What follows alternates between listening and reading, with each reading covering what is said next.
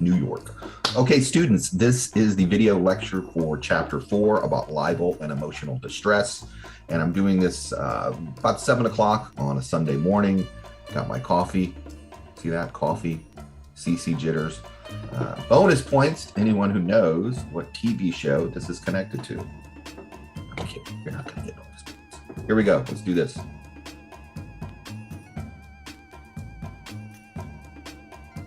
Libel and emotional distress, JMS 494. Okay, here is a clipping from Minneapolis Star Tribune. This is not in the textbook, but I pulled this. This came from February 16th, 2022, because it relates to the topic of the day. Sarah Palin filed a libel lawsuit against the New York Times, very upset about something they had published about her, claiming it had damaged her reputation. Reputational damage is what is at the heart of libel and the concept of libel. Basically, the story here is that a number of years ago, many years ago, more than 10 years ago, Sarah Palin and some other Republican politicians had published, it was either a flyer or a pamphlet, something like that, that had a graphic, had an image on it. And the image was of the United States, and over certain congressional districts was a crosshair, like for a gun, a crosshair of a gun, saying here are the congressional districts that we need to target in terms of voter turnout, in terms of fundraising. Something we need to target these. A few years later, an individual who was a deranged individual, but he was, he did have some sort of Republican political beliefs. He went to a rally where some Democratic politicians were and shot some people, killed some people, even shot the Democratic politician Gabby Gifford, who luckily survived. Anyway, the New York Times later publishes something saying that Sarah Palin's rhetoric and this particular image had contributed to the violence and had encouraged violence, that Sarah Palin and others were responsible for the violence, for the images that they were putting out. And the New York Times made a mistake. The New York Times made a mistake. It claimed that in the graphic, these crosshairs were over the faces of politicians. Okay, that was a mistake. This only appeared online. It never actually appeared in physical hard copy print. And when the error was pointed out, the correction was changed the same day. It wasn't even up a full 24 hours. Anyway, Sarah Palin is still upset, saying, you defamed me. You said that I encouraged murder and that I encouraged violence, which was clearly untrue.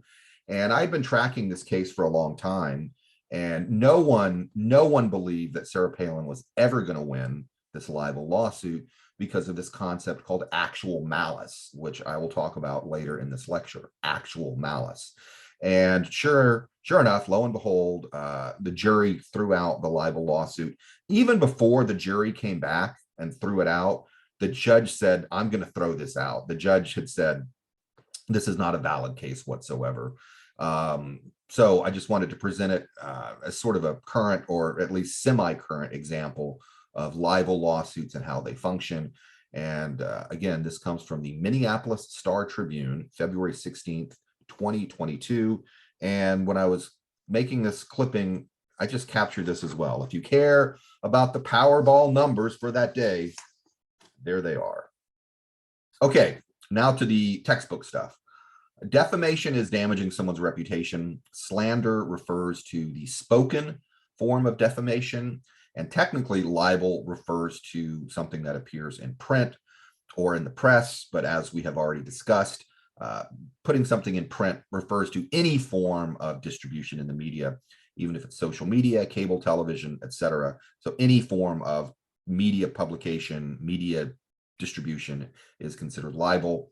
Although people do tend to use the word slander and libel as the same, but just know that's technically the distinction.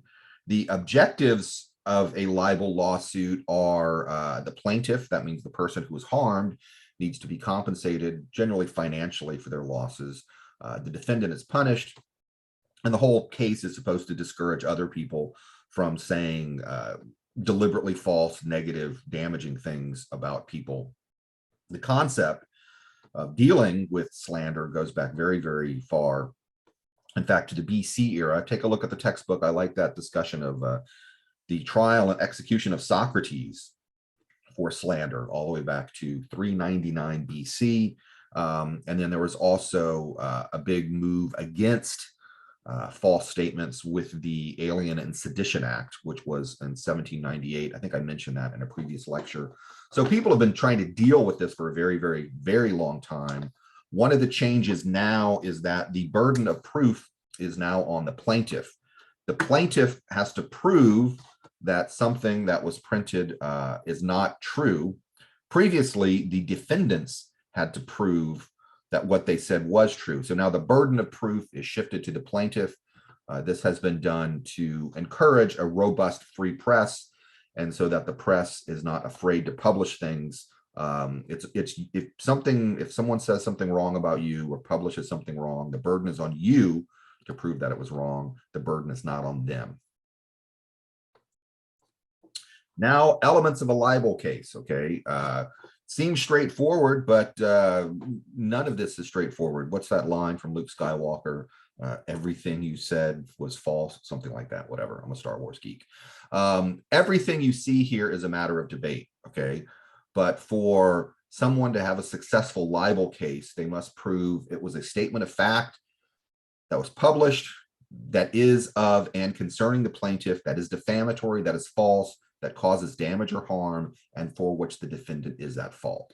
Okay, those are the elements. They seem straightforward, but every one of them is a matter of some dispute and a gray area. First up, we have statement of fact. Okay. The libelous statement must not be a matter of opinion. Okay, you have to differentiate between fact and opinion. Opinion is not libelous. Okay, those cable news shows where someone is sitting staring at a camera and screaming at the camera for an hour, and they bring on other people to scream at the camera, those are really opinion. There might be a little bit of hard news at the beginning, but those are really just opinion. Newspapers also have editorial pages where they print opinion and they state that it is an opinion. It's almost impossible to prove anything in there is going to be libelous. And a letter to the editor is also considered a matter of opinion. If someone writes into a newspaper and says, this politician is a crook, the newspaper prints that as a letter, that's not a libelous statement. That's an opinion of that person. Now, if the newspaper in a hard news story says this politician is a crook, that's libelous if it's not true. Okay, that's the distinction. Opinion is not libelous. And sometimes it can be difficult, I suppose, to tell the difference between fact and opinion. Publication, all right. Something has to be made public. That's basically what it is. Something has to be made public for it to be a libelous statement. Republishing libelous information can be seen as a new publication. Okay, it can be seen as a new publication. So the excuse of, oh, I'm just republishing what someone else already published, that's not entirely a defense. Republishing information is often seen as a new publication. There are some exceptions. These are detailed in the textbook. There are some exceptions outlined in the Communications Decency Act, and there are some exceptions for vendors and distributors. Okay, in the production business, this is what we call a pickup, something I missed the first time, and I went back and recorded it later, and I'm slipping it in. Produces continuity errors. You can probably tell the difference in lighting. See, there's more sun. It's now 8:15. There's more sun coming over there. Okay, when it comes to republication, online and social media has greatly complicated the matter. Okay, is a retweet a new publication? So if there's a tweet that has defamatory information and I retweet it, do I also bear responsibility because that's a new publication? The courts are not clear. I think a straight retweet is not a republication, but if I add extra comments on top of it, that makes it worse, that's probably a republication. Courts have also found that adding a share button, like there's a libelous statement online, but the media outlet has put a share button on the bottom. They've said the share button is not a new publication. It's not a new publication. If a website publishes something that's not defamatory, but then years later it gets like bumped up because someone added new comments on it. I think that does count as a new publication. I don't know. Take a look at the textbook. The textbook discusses this. I just want you to rethink about these issues, because online and social media, everything gets circulated so much that in some instances, it could be considered a republication, and you, the person doing it, could be responsible. In other instances, it's not considered a new publication. So just know it's a gray area, and take a look at the textbook. Now, elements of identification, okay? This is a famous case decided in, I believe it was 2015, a big case. We still talk about this. In fact, I'm still talking about this today. Rolling Stone magazine publishes a pretty big story about an alleged rape. I think it was actually a gang rape that happened at the University of Virginia. The specific fraternity was not identified, okay? So you could say, well, they never gave the name of the fraternity. However, enough information was provided that if you knew the University of Virginia, and if you probably knew the University of Virginia fraternity scene, you could figure out, yeah, I know what frat they're talking about. And you could probably even identify the people that they were talking about. So even if you don't give the specific name of someone, if you provide enough information, that can be considered identification, right? That can be considered identification. Oh yeah, before I forget, the story was not true. The story was not true. It was blatantly untrue. And so Rolling Stone lost this particular case. I'm not sure what the financial penalty they had to pay was, but it was pretty severe. It was pretty severe. And this was a huge mistake by Rolling Stone magazine. Now we have defamation. And what do we mean by defamation? Talking about criminal activity, okay? Unethical activities or practices, unprofessional behavior, immoral actions. Defamatory words or images, and I'm reading from the textbook here, are false and injurious. They expose someone to hatred, contempt, or ridicule. They harm the reputation.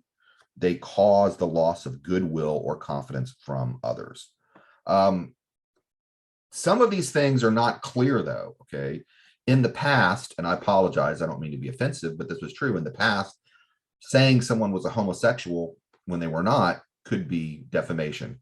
Today, I don't think that would be an insult or a matter of defamation. Or in the past, saying someone liked to smoke the marijuana, that could also be, ground for defamation.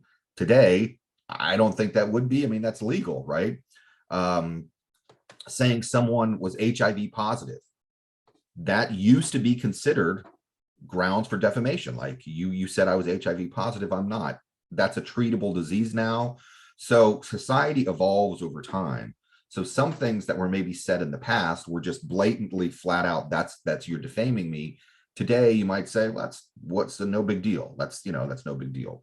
So it's not entirely clear what someone considers damaging and what someone else would not consider damaging. Falsity, okay. Even if something is false, even that is a matter of debate, right? And again, it's the plaintiff's responsibility for demonstrating that something is false. The burden of proof is on the plaintiff. But there is something called substantial truth. If someone publishes something about you and it's largely true, it's substantially true. There's a few things at the edges, maybe not true. You're going to have a hard time making a libel case because like what they said was substantially true. There's also something about libel by implication. Libel by implication. The way images are juxtaposed, right? Maybe in print or online, might give a false impression, even though the media outlet never said anything wrong, but just the way the images came out. There's a story in the textbook about a fireman or a fire chief from Philadelphia. His image is in the paper right next to a story about I think someone who had committed some sex crimes, right? So there's a story about, sex crime, so-and-so charged for sex crime. And then there's an image of a man. the media outlet never said that this image goes with this headline, right? But by implication, yeah, the media outlet could be responsible in that case, because someone's scanning, maybe scanning the website quickly, scanning a newspaper quickly, is going to say, oh, this guy must be the person they're talking about. So libel can happen accidentally by implication. Now we have the element of fault. Okay, you have to prove that the person who you're accusing made the public allegation. They're the ones who made it. They're the ones who made it. Okay, we're going to talk about a little bit more of this in the next lecture. Who was actually responsible? Who was actually responsible?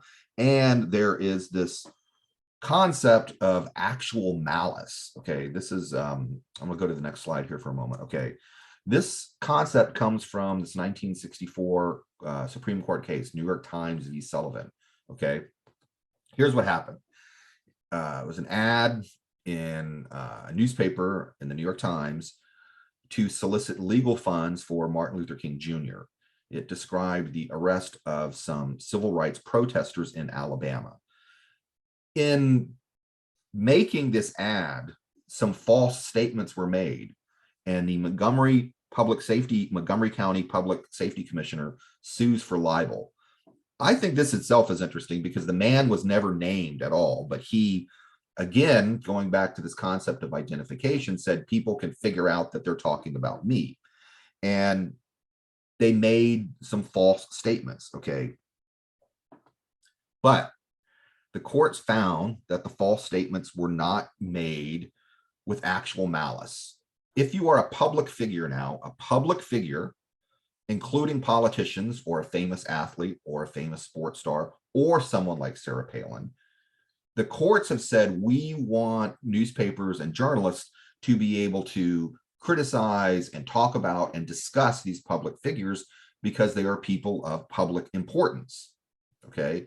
And they will not be allowed to do that type of commentary and discussion if every single thing that they say is subject to such intense scrutiny. So if you say something false about a public figure, it's only libelous if the false statement was made knowingly and deliberately. Okay, let me look at my notes here. Yeah, that's basically it. Okay, if you're a public figure and someone says something or prints something false about you, you have to prove that they knew it was false and they did it on purpose with malicious intent, actual malice. In the Sarah Palin case, at the beginning of this video lecture, that was going to be impossible to prove, especially since the retraction was made so quickly. It was going to be impossible for her to prove that this mistake was done knowingly and intentionally. Now, there's this interesting concept called bootstrapping. Bootstrapping, okay? This describes a very devious and circuitous type of logic, okay? A media outlet accuses someone, an average person, of being a murderer. Okay, so-and-so is a murderer. So-and-so is not a murderer. It wouldn't hurt a fly, right? That person, that average private citizen, then says, I'm going to sue for libel. You accused me of murder. I'm not a murderer. The defense becomes, you are a public figure because you were so famous. Why are you famous? You are famous because we accused you of murder. Right? You see that sort of logic? We accuse you of murder or raping a child or something horrific. The story is published all across the country. Now you were an average person last week. Now you're famous because we accused you of a crime. Because we accused you of a crime, you are now a public figure. Now you have to prove actual malice. I think that's a very devious type of defense. But you should be aware of that concept, bootstrapping. There's also this related to reputational harm. There's also this concept of emotional distress. People will claim that the false information caused emotional distress, including serious mental anguish. And there's actual, for these terms you see on the screen, there's actual definitions. Negligent infliction of emotional distress is when you were careless or reckless and you caused someone severe emotional harm. Intentional is basically intentional. And a reckless act or statement is something made with no consideration of the legal harms that might result. So people who have false things said about them will often claim emotional distress. And there is the intentional infliction of emotional distress, which is almost impossible to prove. The courts, again, courts really give great preference to media outlets. And someone has to prove that, the context is extreme, outrageous. Even if it's something like, outrageous news gathering techniques, like let's do a roundup of corrupt cops and we somehow make a mistake about that. People have even, used that as a defense. And so it is very difficult to prove intentional infliction of emotional distress. Okay, that's it for chapter 4. Hopefully, my coughing, hopefully I can edit that out. It's early in the morning, I'm still having my coffee. That's chapter 4. See you again soon for chapter 5.